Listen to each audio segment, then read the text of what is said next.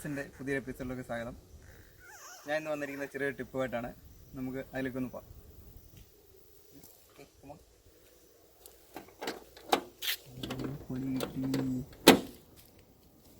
താക്കോലുള്ളാണല്ലോ. ഈ ഒരു അവസ്ഥ വരുമ്പോൾ നിങ്ങൾ എന്താ ഇപ്പം ചെയ്യാൻ പോകുന്നത്?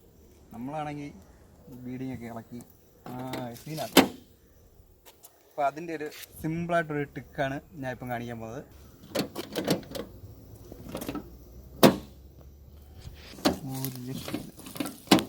അപ്പം അടുത്ത ടെക്നിക്ക് നമുക്ക് നോക്കാം.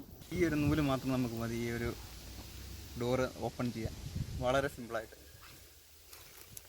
എന്താണെന്ന് പറഞ്ഞു കഴിഞ്ഞാൽ ഈ ഡോറിനുള്ളിൽ ഈ നൂല് കടത്തുക, ഉള്ളിൽ കയറ്റിയതിന് ശേഷം ഈ രണ്ട് സൈഡിലും പിടിച്ച് ചെറുതായിട്ട് താഴേക്ക് അടുപ്പിക്കുക. താഴെ മൂലയ്ക്ക് കൊണ്ടുവരണം. എന്നിട്ട് ശേഷം ഈ ഒരു ലെവൽ എത്തിച്ചതിന് ശേഷം കുറച്ച് ഇങ്ങോട്ട് വലിച്ചിട്ട് നമ്മളിവിടെ ഒരു കെട്ടിട്ട് കൊടുക്കും. കെട്ടെന്ന് പറയുമ്പം ഈ ഒരു മോഡലായിരിക്കണം.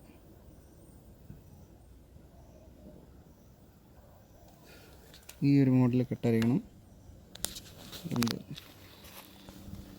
നമ്മൾ ഒത്തിരി ബലം എടുത്ത് അങ്ങോട്ട് വലിക്കരുത്, അപ്പോൾ ഈ കെട്ട് മുറുകിപ്പോവും. ഒരു ലൈറ്റായിട്ട് വരും, വലിച്ചുള്ളിൽ കയറ്റുക. ലൈറ്റായിട്ട് ഇത് പിടിമായിട്ടുണ്ട്.